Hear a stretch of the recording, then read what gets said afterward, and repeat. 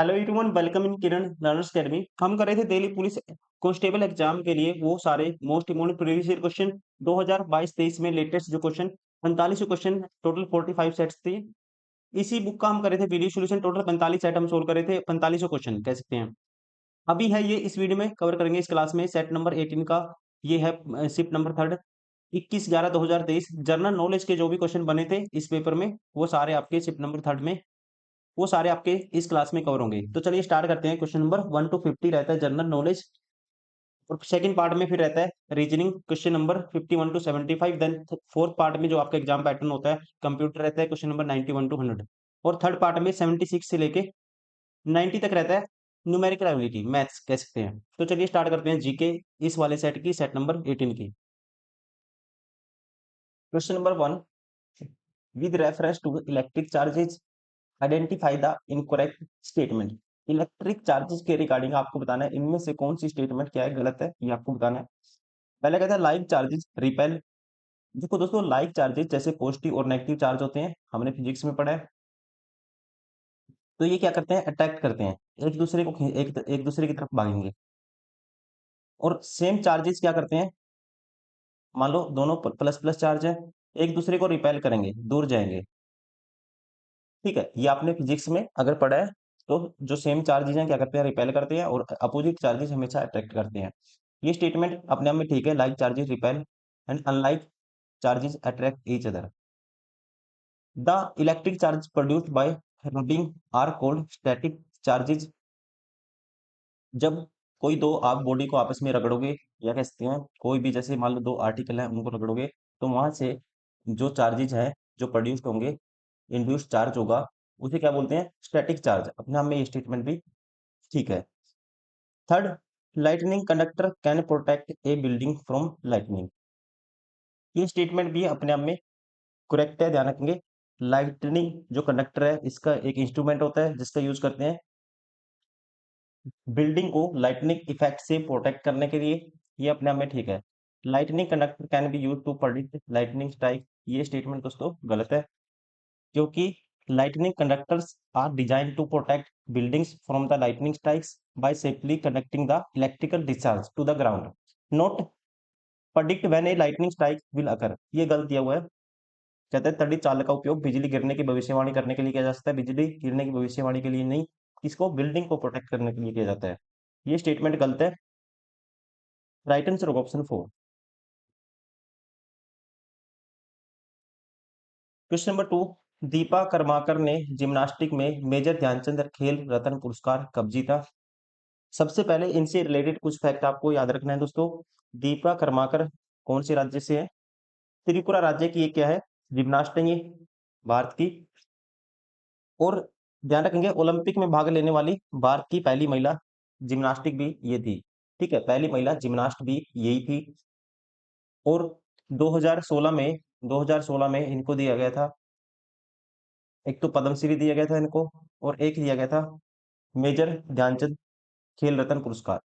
2016 में मेजर ध्यानचंद पुरस्कार। Right answer होगा ऑप्शन सेकंड।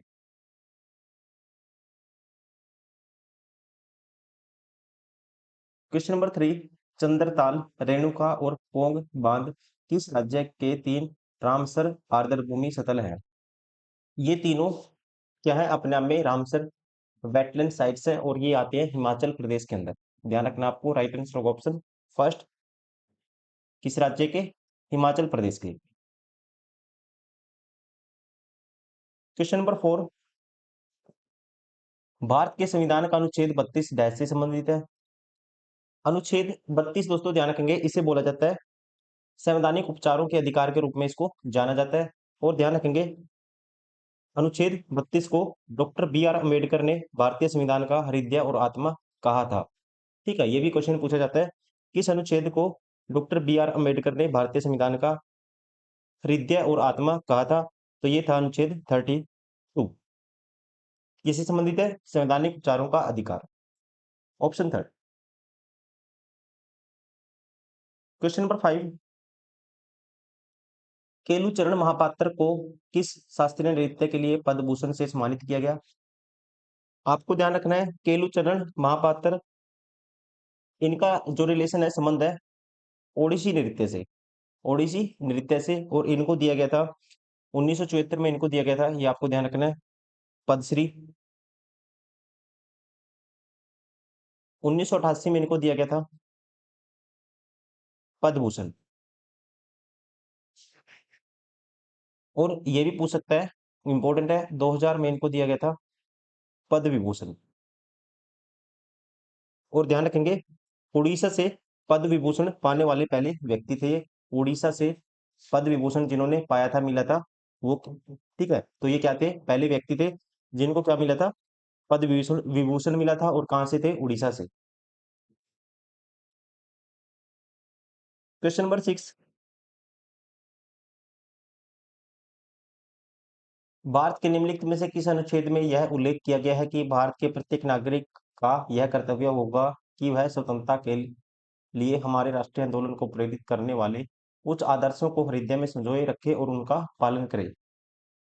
सबसे पहले दोस्तों आपको पता ही होगा, मौलिक कर्तव्यों का जो वर्णन किया गया है संविधान के भाग 4A के अंतर्गत अनुच्छेद 51A में किया गया है। और ये जो बात है ये आती है आर्टिकल, यहाँ पे राइट आंसर होगा आर्टिकल 51A क्लोज बी में, ऑप्शन 4। क्वेश्चन नंबर 7, हम्पी शहर का नाम स्थानीय माता देवी डैश के नाम पर रखा गया था। सबसे पहले आपको ध्यान रखना है, हम्पी विजयनगर साम्राज्य की जो स्थापना की गई थी, ये की गई थी 1336 में हरिहर और बुक्का के द्वारा, हरिहर और बुक्का के द्वारा स्थापना की गई थी। और हम्पी का नाम एक लोकल या कहते हैं स्थानीय देवी पंपा देवी के नाम पर रखा गया था। राइट आंसर ऑप्शन सेकंड, पंपा देवी।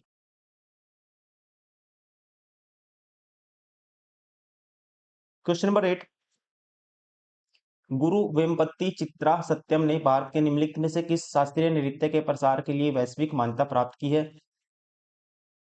इसका राइट आंसर होगा, आपको ध्यान रखना है, गुरु वेम्पति चित्रा सत्यम एक भारतीय नर्तक और कुचिपुड़ी नृत्य शैली से जुड़े हुए हैं, और ये माने जाते हैं कुचिपुड़ी नृत्य शैली के गुरु। राइट आंसर होगा ऑप्शन सेकंड, किससे संबंध है इनका, कुचिपुड़ी से, कुचिपुड़ी नृत्य शैली का गुरु इनको माना जाता है। Question number 9, both feet on the ground निम्नलिखित में से किस खिलाड़ी की आत्मकथा है। ये आत्मकथा है मोस्ट फेमस फुटबॉल के खिलाड़ी, right answer option second, David Beckham की, डेविड बेकहम की, option second. Question number 10, Kolayat उत्सव भारत के किस राज्य में मनाया जाता है।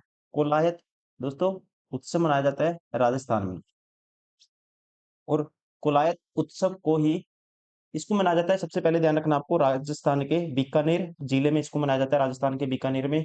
और इसी उत्सव को दूसरे नाम से भी जाना जाता है, बोला जाता है इसको कपिल मुनि उत्सव, कपिल मुनि के नाम से भी इसको जाना जाता है। पूछेगा कालबेलिया नृत्य कहाँ मनाया जाता है, तो कालबेलिया भी मोस्ट फेमस क्वेश्चन बार बार आता है, वो भी राजस्थान में बनाया जाता है कालबेलिया जनजाति के द्वारा। क्वेश्चन नंबर 11, निम्नलिखित में से कौन सा पंचवर्षीय योजनाओं में औद्योगिक विकास पर बल देने का कारण नहीं था। बताना है कौन सा कारण नहीं था। तो सबसे पहले आपको कुछ फैक्ट पता होना चाहिए, जो सेकंड पंचवर्षीय 5 ईयर प्लान था सेकंड, इसमें क्या किया गया था, फोकस किया गया था भारी उद्योगों पर, भारी उद्योग जो बड़े बड़े उद्योग हैं उनके विकास पर फोकस किया गया था। और एक मॉडल था जिसका नाम है दोस्तों, क्वेश्चन पूछता है महाल नोबिस मॉडल के ऊपर बेस्ड थी ये सेकंड पंचवर्षीय योजना। और इस पंचवर्षीय योजना का उद्देश्य था भारी उद्योगों के विकास पर मतलब कि ध्यान देना, और कह सकते हैं उसके साथ साथ तेजी से औद्योगिकरण का विकास करना। पहला कहता है, अब कौन सा कहता है कारण नहीं था, ये आपको बताना है, विकास पर बल देने का कौन सा कारण नहीं था ये आपको बताना है। पहला कहता है उद्योग कृषि की तुलना में अधिक स्थिर रोजगार प्रदान करता है, ये अपने आप में ठीक है। शास्त्रियों ने पाया कि गरीब देश तभी प्रगति कर सकते हैं जब उनके पास अच्छा औद्योगिक क्षेत्र हो, मतलब इंग्लिश में कह सकते हैं अच्छा एम्फेसाइजिंग इंडस्ट्रियल डेवलपमेंट हो। और उद्योग रोजगार प्रदान करता है जो कृषि में रोजगार की तुलना में अधिक स्थिर है, कांस्टेंट है। ये अपने आप में ठीक है स्टेटमेंट। उद्योग आधुनिकीकरण को बढ़ावा देता है, ये भी अपने आप में स्टेटमेंट ठीक है। उद्योग है जो आधुनिकीकरण और समग्र समृद्धि को बढ़ावा देता है, ये कह सकते हैं। थर्ड, उद्योग को उच्च निवेश की आवश्यकता नहीं है। ये स्टेटमेंट क्या है दोस्तों? गलत है। उद्योग में हमेशा किसकी आवश्यकता होती है? उच्च निवेश की, मतलब कि हाई इन्वेस्टमेंट की आवश्यकता होती है, नीड होती है। ये गलत दिया हुआ है, कहता है नहीं होती। उद्योग समग्र समृद्धि को बढ़ावा देता है, ये भी अपने आप में ठीक है। तीसरा गलत है, right answer of option third. Question number 12, badminton खिलाड़ी पीवी सिंधु ने निम्नलिखित में से किन वर्षों में ओलंपिक पदक पदक जीता था? इनसे क्वेश्चन पूछा जाता है, आपको ध्यान रखना है। पीवी सिंधु एक भारतीय बैडमिंटन खिलाड़ी है और वह बैडमिंटन विश्व चैंपियन बनने वाली पहली और एकमात्र भारतीय है और ओलंपिक खेलों में लगातार 2 पदक जीतने वाली भारत की दूसरी व्यक्तिगत एथलीट इनको माना जाता है। और इनको ध्यान रखेंगे 2016 में इन्होंने ग्रीष्मकालीन ओलंपिक जो कहाँ पे हुए थे? रियो में हुए थे। वहां पे रजत पदक जीता था, 2016 में इन्होंने जीता था रियो में रजत पदक। उसके अलावा ध्यान रखेंगे 2020 जो ओलंपिक हुए थे ग्रीष्मकालीन समर ओलंपिक टोक्यो जापान में, वहां पे इनको मिला था कांस्य पदक। ठीक है, यहाँ पे मिला था रजत पदक, यहाँ पे मिला था कांस्य पदक। राइट आंसर होगा ऑप्शन फर्स्ट 2016 और 2020।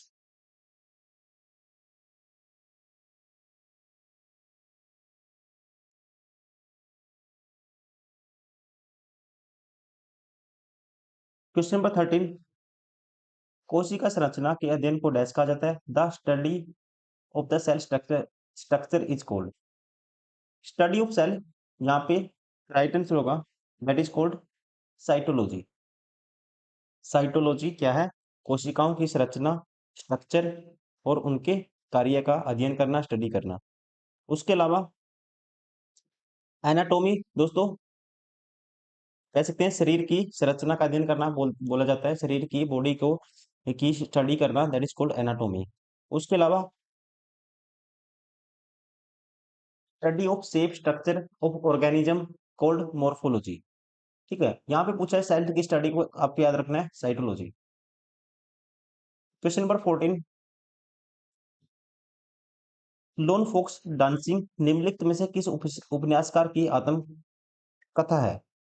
लोन फोक्स डांसिंग, ये आपको ध्यान रखना है, ये आत्मकथा है। ऑप्शन सेकंड रस्किन बॉन्ड की। क्वेश्चन नंबर 15, महिला प्रतिभागियों को औपचारिक रूप से ओलंपिक खेलों में कब शामिल किया गया था? यहाँ पे इसका राइट आंसर होगा, आपको ध्यान रखना है, वर्ष 1900 में, वर्ष 1900 में पहली बार पेरिस में आयोजन हुआ था ओलंपिक खेल में, जिसमें क्या हुआ था? महिला एथलीटों एथलीटों को शामिल किया गया था। ठीक है, महिला प्रतिभागियों को औपचारिक रूप से ओलंपिक में कब शामिल किया गया था? आपको याद रखना है 1900 में शामिल किया गया था। कब? पेरिस ओलंपिक में।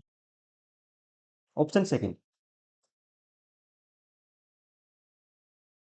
क्वेश्चन नंबर 16, निम्नलिखित में से कौन सी समस्या माइक्रो फाइनेंस की समस्याओं में से एक नहीं है?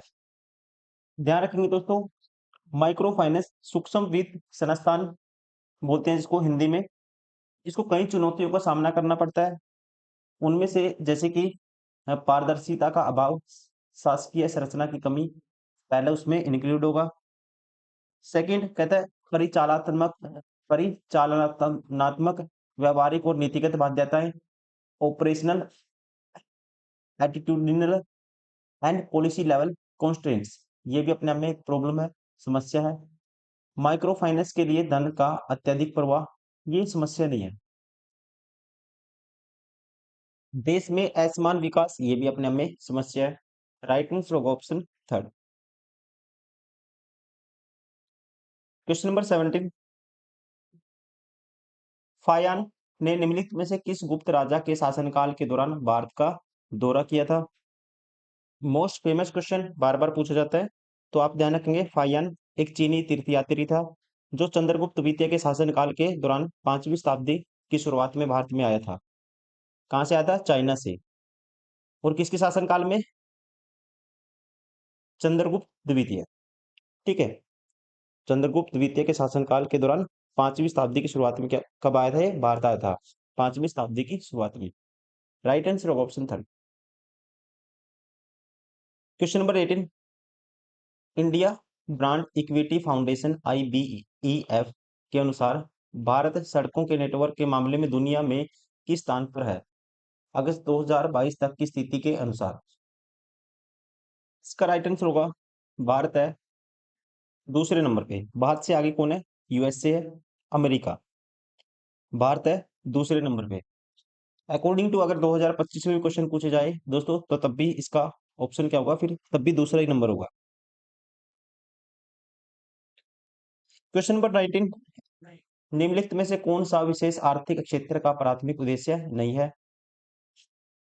तो आपको ध्यान रखना है स्पेशल इकोनॉमिक जोन जिसको बोलते हैं SEZ, इसके कुछ प्राइमरी ऑब्जेक्टिव होते हैं, प्राथमिक उद्देश्य होते हैं, जैसे कि अतिरिक्त अतिरिक्त आर्थिक गतिविधि बनाना, वस्तुओं और सेवाओं के निर्यात को बढ़ावा देना, रोजगार रोजगार सृजन करना मतलब कि रोजगार अवेलेबल करवाना, घरेलू और विदेशी निवेश को बढ़ावा देना, बुनियादी सुविधाओं का विकास करना। तो इसका कौन सा उद्देश्य नहीं है अकॉर्डिंग टू ऑप्शन? यहाँ पे राइट आंसर होगा ऑप्शन सेकंड, स्वच्छ प्रौद्योगिकी को बढ़ावा देना, ये इसमें नहीं आएगा। ठीक है, ये आता है रोजगार उपलब्ध कराना, निर्यात को बढ़ावा देना, बुनियादी ढांचे का विकास। ठीक है, और इसके अलावा और भी आते हैं दो तीन, जैसे मैंने बताए हैं, अतिरिक्त आर्थिक गतिविधि बनाना, और कह सकते हैं वस्तुओं और सेवाओं के निर्यात को बढ़ावा देना। ये इसका उद्देश्य नहीं है प्राथमिक, ऑप्शन सेकंड।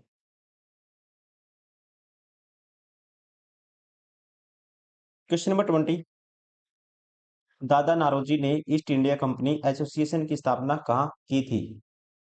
तो आपको ध्यान रखना है ईस्ट इंडिया एसोसिएशन की स्थापना दादा भाई नारोजी ने 1866 में की थी, लंदन में।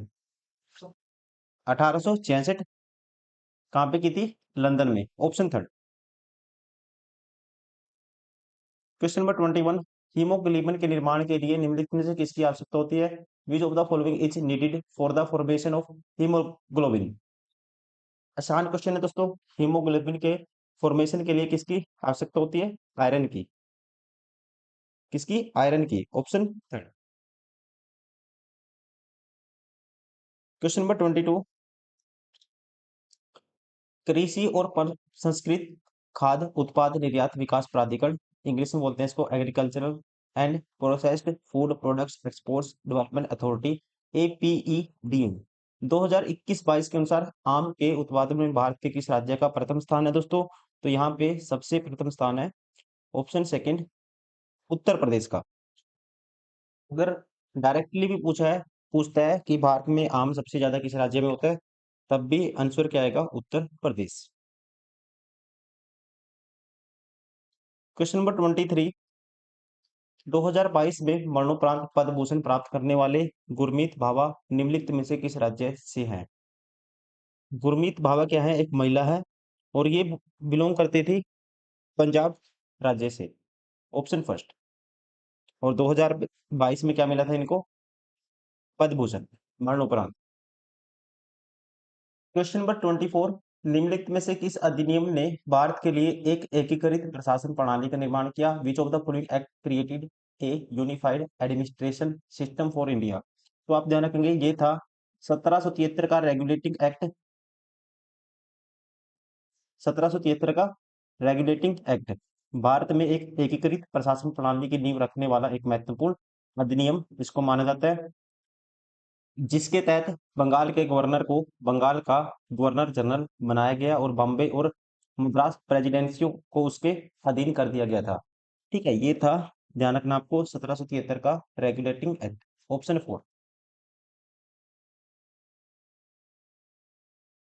क्वेश्चन नंबर 25, भारतीय संविधान का निम्नलिखित में से कौन सा अनुच्छेद यह बताता है कि देश की रक्षा करना और ऐसा करने के लिए आह्वान किए जाने पर राष्ट्रीय सेवा प्रदान करना हमारा कर्तव्य है?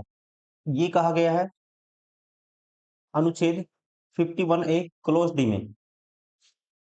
ठीक है, मौलिक कर्तव्यों का जो वर्णन है भारतीय संविधान के भाग 4A और आर्टिकल 51A के तहत किया गया है। और ये बात जो कही गई है मतलब कि ये जो बताता है अनुच्छेद 51AD कि देश की रक्षा करना और ऐसा करने के लिए आह्वान किए जाने पर राष्ट्रीय सेवा प्रदान करना हमारा कर्तव्य है। तो ये है that is article 51A close D.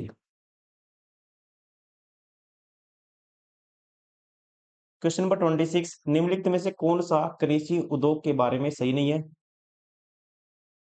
हरित क्रांति के परिणाम स्वरूप तिलहन में सुधार हुआ। दोस्तों ये गलत है। हरित क्रांति में जो ज्यादा फोकस किया गया था, हरित क्रांति में गेहूं और चावल के उत्पादन में फोकस किया गया था और उसमें HYV जो हाई उपज वाले किस्म के बीज थे इनका यूज किया गया था, जिसमें गेहूं और चावल में सबसे ज्यादा उत्पादन हुआ था। गेहूं और चावल का सबसे ज्यादा उत्पादन हुआ था, ना कि तिलहन में सुधार हुआ। ये गलत है, पहले ही गलत हो गया। यही पूछा था कौन सा सही नहीं है, option first. Question number 27, Menander को बौद्ध धर्म में किसने परिवर्तित किया? तो यहाँ पे इसका राइट आंसर होगा, ध्यान रखना आपको, मिनांडर जो क्या था, इंडो ग्रीक राजा था। इनको बौद्ध धर्म की शिक्षा दीक्षा ये दी थी बौद्ध भिक्षु नागसेन ने। राइट आंसर होगा ऑप्शन फर्स्ट, किनके द्वारा? नागसेन के द्वारा।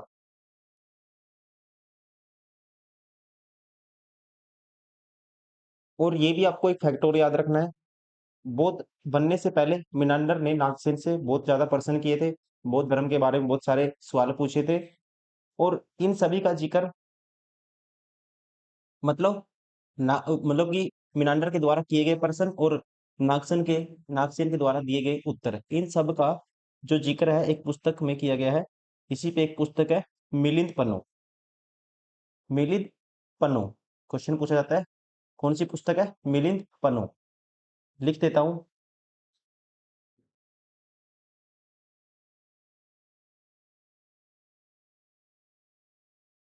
मिलिंद पन्नो।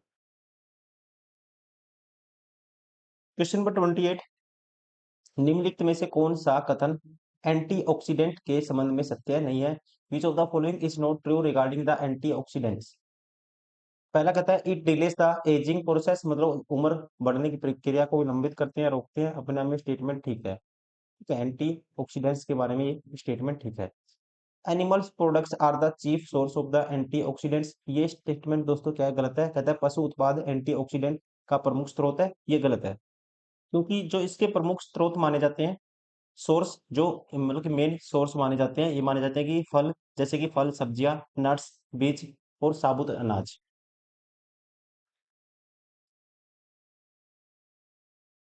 क्वेश्चन नंबर 29, भारत की जनगणना 2011 के अनुसार कौन सा राज्य प्रति वर्ग किलोमीटर जनसंख्या घनत्व के मामले में दूसरे स्थान पर है? दूसरे स्थान पे आएगा यहाँ पे, ये है पश्चिम बंगाल। कौन सा है दूसरे नंबर पे? ध्यान रखना आपको, पश्चिम बंगाल। और सबसे पहले पे आएगा जनसंख्या घनत्व के मामले में बिहार। सबसे पहला किसका है? 1106 बिहार का। और पश्चिम बंगाल का है 1028। और भारत का जनसंख्या घनत्व कितना था? 382। ये भी आपको ध्यान रखना है, 382 प्रति क्या कहते हैं व्यक्ति प्रति वर्ग किलोमीटर। सबसे कम घनत्व पूछे फिर आएगा अरुणाचल प्रदेश। क्वेश्चन नंबर 30, 1860 के दशक में प्रार्थना समाज की स्थापना कहाँ हुई थी? दोस्तों ध्यान रखेंगे, 1876 में डॉक्टर आत्माराम पांडुरंग के द्वारा जो ये था प्रार्थना समाज, इसकी स्थापना की गई थी। और ये की गई थी बॉम्बे में। अकॉर्डिंग टू ऑप्शन कह सकते हैं बॉम्बे, महाराष्ट्र। क्वेश्चन नंबर 31, सेबी में ई से क्या तात्पर्य है? सेबी की जो फुल फॉर्म होती है, ये होती है securities and exchange board of India. क्या बोला जाता है? Securities and exchange board of India. तो ई क्या पे यहाँ पे? ई है एक्सचेंज, ई का जो मतलब है एक्सचेंज। और इसकी स्थापना हुई थी 1988 में, ये भी आप ध्यान रखेंगे। राइट आंसर होगा ऑप्शन 4। क्वेश्चन नंबर 32, निम्नलिखित में से कौन सा किला गोवा में स्थित है? गोवा में आता है दोस्तों, यहाँ पे गोवा में आता है इनमें से अग्गुवाड़ा किला। अग्गुवाड़ा किला आता है गोवा में। राइट आंसर होगा ऑप्शन फर्स्ट चंद्रगिरी का किला। ये आपको ध्यान रखना है, ये आता है आंध्र प्रदेश में। उसके अलावा जयगढ़ किला, जयगढ़ किला आता है राजस्थान में। और बेकल किला, ये आता है केरल में। अगुवाड़ा गोवा। क्वेश्चन नंबर 33, 1575 में गुजरात पर अपनी जीत का जश्न मनाने के लिए अकबर द्वारा निर्मित स्मारक का नाम बताइए। दोस्तों पता ही होगा आपको, तो इन्होंने बनवाया था बुलंद दरवाजा। बुलंद दरवाजा का निर्माण करवाया था कहाँ पे? आगरा के फतेहपुर सिकरी में। आगरा के फतेहपुर सिकरी में इन्होंने करवाया था बुलंद दरवाजा का निर्माण।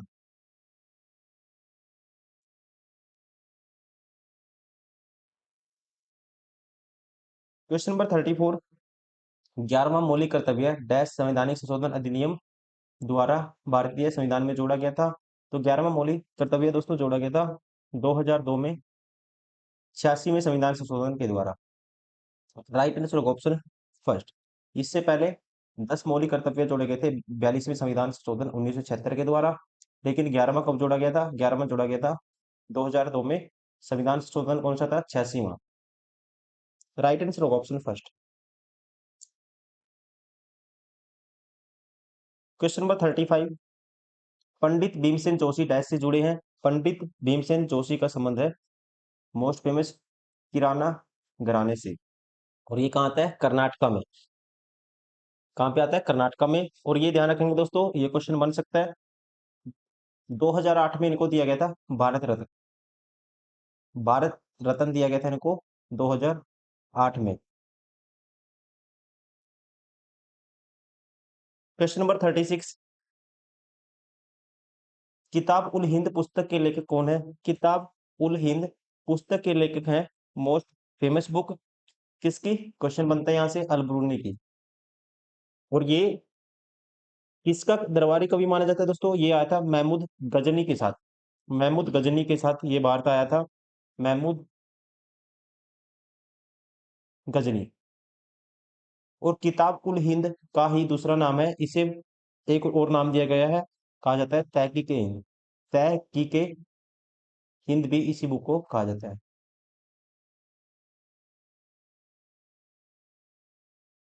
क्वेश्चन नंबर 37, भारत के संविधान का कौन सा अनुच्छेद भारतीय राष्ट्रपति को एक आदेश द्वारा जीएसटी परिषद का गठन करने का अधिकार देता है? तो ये आर्टिकल है, राइट आंसर होगा 279A। जीएसटी का गठन 15 सितंबर 2016 को संविधान के अनुच्छेद 279A के तहत किया गया था, ये आपको ध्यान रखना है। क्वेश्चन नंबर 38, पद्म भूषण पुरस्कार से सम्मानित पंडित बिरजू महाराज कथक के निम्नलिखित में से किस घराने के विश्व प्रसिद्ध नर्तकी थे? तो ये आते थे दोस्तों, राइट आंसर होगा कालका बिंदादिन घराने से। ठीक है, इनका संबंध था यूपी के लखनऊ के कालका बिंदादिन घराने से।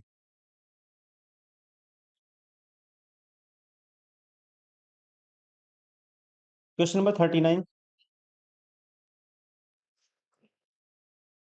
निम्नलिखित में से किस भारतीय सुधारक को विधवा पुनर्विवाह के अभियान का श्रेय दिया जाता है, जिनके सुझाव पर 1856 में ब्रिटिश अधिकारियों ने इसकी अनुमति देते हुए एक कानून पारित किया था? तो ये श्रेय दिया जाता है दोस्तों, यहाँ पे राइट आंसर होगा ऑप्शन सेकंड ईश्वर चंद्र विद्यासागर को। इनके सुझाव को ब्रिटिश अधिकारियों ने अपनाया था और 1856 में विधवा पुनर्विवाह की अनुमति देने वाला एक कानून पारित कर दिया गया था। नाम क्या है इनका? Ishwar Chandra Vidyasagar. Question number 40, Harike barrage का निर्माण किन दो नदियों के संगम पर किया गया है? कहीं ना कहीं क्वेश्चन बन जाता है ये भी। तो इसका जो हरिके बैराज है, इसका जो निर्माण किया गया है, ये आपको ध्यान रखना है। नदियों का नाम है ऑप्शन फर्स्ट ब्यास और सतलज। ब्यास और सतलज नदियां हरि के बैराज पर दोस्तों क्या होती है, मिलती हैं।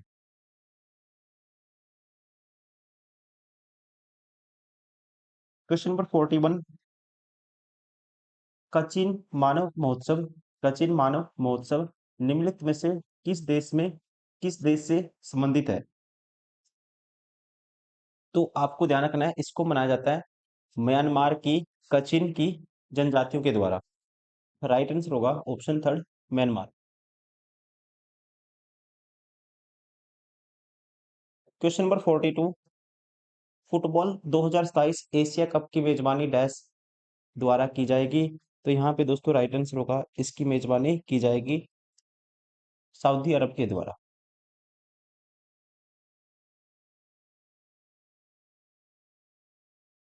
क्वेश्चन नंबर 43,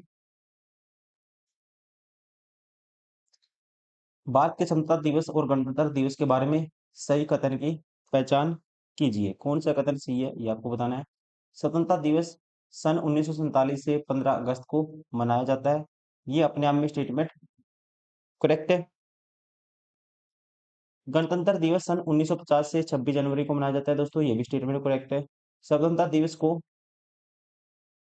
ब्रिटिश शासन से आजादी मिलने के रूप में मनाया जाता है, ये भी स्टेटमेंट ठीक है। भारत की संविधान सभा द्वारा 1949 में भारत के संविधान को का अंगीकार करने के बाद से गणतंत्र दिवस मनाया जाता है। क्योंकि दोस्तों ध्यान रखेंगे कि गलत क्यों है ये, गलत इसलिए है, संविधान सभा ने संविधान को 26 नवंबर 1949 को अपनाया था, लेकिन गणतंत्र दिवस 26 जनवरी 1950 को संविधान के लागू होने के उपलक्ष्य से मनाया जाता है, इसलिए कह सकते हैं ये गलत है। 1 2 3 ठीक है, राइट आंसर होगा option third.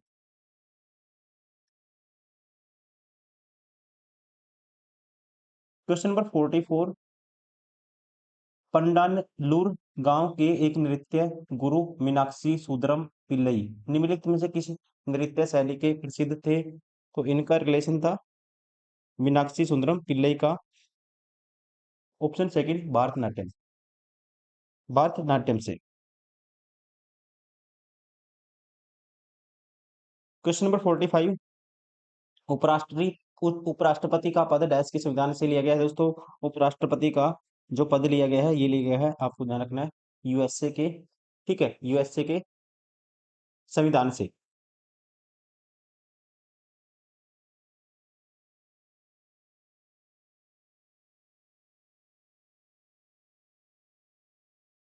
Question number 46, Bharat की जनगणना 2011 के अनुसार किस राज्य में सबसे अधिक लिंगानुपात दर्ज किया गया? सबसे ज्यादा लिंगानुपात है दोस्तों यहाँ पे, ऑप्शन सेकंड, केरल का। सबसे ज्यादा लिंगानुपात पूछे, साक्षरता दर पूछे, ठीक है, लिटरेसी रेट सबसे ज्यादा किसकी थी? केरल की, लिंगानुपात केरल का था। सबसे कम लिंगानुपात था हरियाणा का।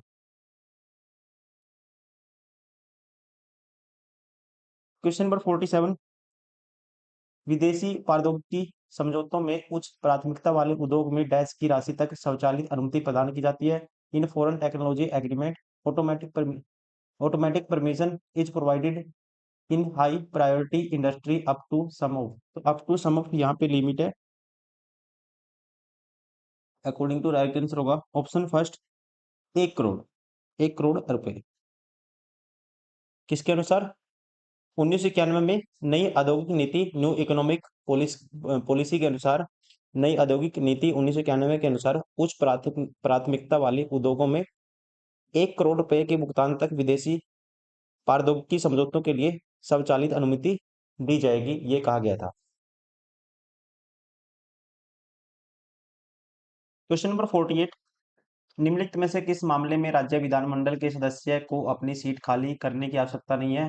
देखो, सीट खाली करने की आवश्यकता होती है, कुछ कंडीशन होती है जब वो सीट खाली कर सकता है। कुछ मामले होते हैं जैसे कि दोहरी सदस्यता, अयोग्यता, त्यागपत्र और अनुपस्थिति। लेकिन यहाँ पे कह सकते हैं किस कंडीशन में उसको आवश्यकता नहीं है सीट खाली करने की, तो ये है, त्यागपत्र तो है, दोहरी सदस्यता, अयोग्यता, लेकिन बिना अनुमति के 1 सप्ताह तक अनुपस्थित रहना, इस मामले में राज्य विधानमंडल के सदस्य को अपनी सीट खाली करने की आवश्यकता नहीं है। राइट आंसर होगा ऑप्शन फर्स्ट। क्वेश्चन नंबर 49, सूक्ष्म वित्त माइक्रो फाइनेंस की अवधारणा सर्वप्रथम सबसे पहले किसने दी? तो आप ध्यान रखेंगे दोस्तों, मोहम्मद यूनुस को ग्रामीण बैंक की स्थापना करने और माइक्रो क्रेडिट और माइक्रो फाइनेंस की अवधारणा को आगे बढ़ाने के लिए जाना जाता है। और इन्हीं को दिया गया था 2006 में नोबेल शांति पुरस्कार। 2006 में क्या दिया गया था? नोबेल शांति पुरस्कार। ये भी आप ध्यान रखेंगे, नाम क्या है? Mohammed Yunus. Option third. Question number 50।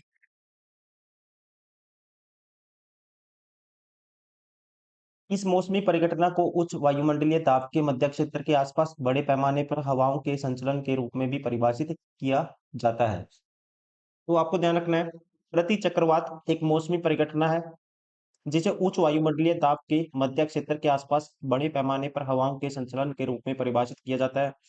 और ध्यान रखेंगे, प्रति चक्रवात में हवाएं केंद्र से बाहर की ओर चलती हैं और उत्तरी गोलार्ध में क्लॉकवाइज और दक्षिणी गोलार्ध में एंटी क्लॉकवाइज घूमती है।